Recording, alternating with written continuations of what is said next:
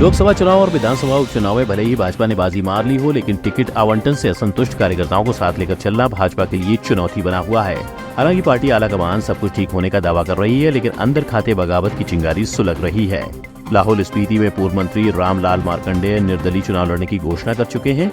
सुजानपुर में रणजीत राणा भी निर्दलीय उतरने की तैयारी में हैं। कुटलैहड़ में पूर्व मंत्री वीरेंद्र कंवर और देहरा में रमेश धवाला भी कांग्रेसियों और निर्दलियों को टिकट देने के विरुद्ध हैं। धर्मशाला में भाजपा के पूर्व मंत्री किशन कपूर पार्टी के कार्यक्रमों से दूरी बनाए हुए हैं और समर्थकों के साथ रणनीति तैयार करने में लगे हैं। खासकर मंडी संसदीय क्षेत्र में बगावत के सुर भाजपा के लिए ज्यादा खतरनाक साबित हो सकते हैं। जिला मंडी के पदाधिकारियों की बैठक भीमा काली मंदिर में आयोजित की गई। मंडी लोकसभा सीट से प्रत्याशी कंगना रनौत भी बैठक में पहुंची। बैठक से कई दिग्गज नेताओं ने दूरी बनाए रखी। पूर्व सांसद महेश्वर सिंह, उत्तर प्रदेश बीजेपी प्रवक्ता अजय राणा और डॉक्टर रामलाल मार्कंडेय बैठक में नहीं पहुंचे।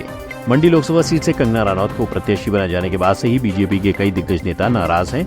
महेश्वर सिंह पहले भी कंगना को प्रत्याशी बनाए जाने पर नाराजगी जता चुके हैं। पूर्व मुख्यमंत्री जयराम ठाकुर महेश्वर सिंह के घर जाकर उन्हें मनाने का प्रयास भी कर चुके हैं। बैठक में न आकर महेश्वर सिंह ने अपनी नाराजगी को फिर से जाहिर किया है।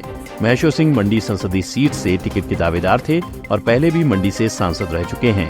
इस बैठक में मंडी में कंगना रनौत के चुनाव प्रचार को लेकर रणनीति तय की गई, लेकिन दिग्गज नेताओं के न आने के कारण अब मुश्किलें बढ़ गई हैं।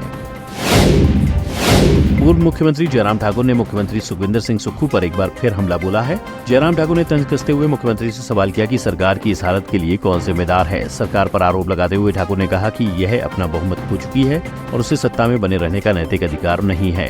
ठाकुर ने कहा कि बजट सत्र में अगर भाजपा के 15 विधायक को बाहर नहीं निकाला गया होता तो यह सरकार उसी दिन गिर जाती। अब सुखविंदर सिंह ठाकुर के लिए सरकार बचाना संभव नहीं है।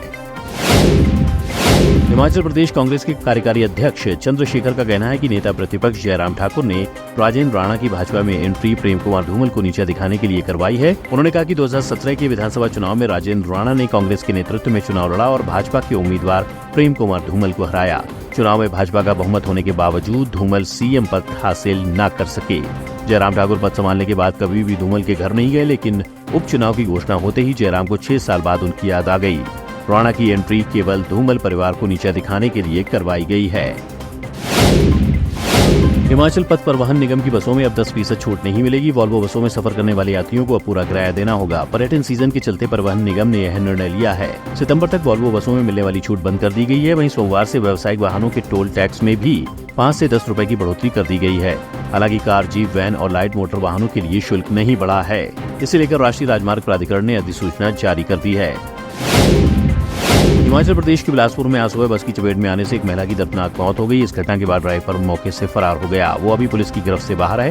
मृतक महिला की पहचान बिमलेश कुमारी 45 साल अलीगढ़ उत्तर प्रदेश के तौर पर हुई है। पुलिस ने शव को कब्जे में लेकर पोस्टमार्टम के लिए बिलासपुर अस्पताल भेजा है। मृत महिला आज सुबह ही दूसरे श्रद्धालुओं के साथ नैना देवी मंदिर पहुंची थी।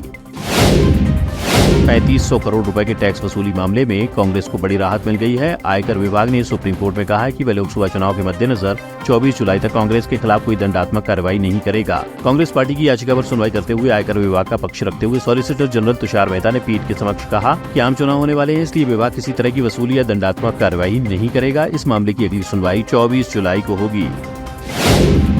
चुनाव आयोग ने भाजपा सांसद दिलीप घोष और कांग्रेस नेता सुप्रिया श्रीनेत को लेकर उनके द्वारा महिलाओं के खिलाफ दिए आपत्तिजनक बयान को लेकर फटकार लगाई है। आयोग ने दोनों नेताओं को चेतावनी दी है कि अपने बयानों को लेकर सावधान रहें और आयोग की अब चुनाव के दौरान उन पर खास नजर रहेगी। आयोग ने नेताओं को आचार संहिता के उल्लंघन के लिए दोषी माना।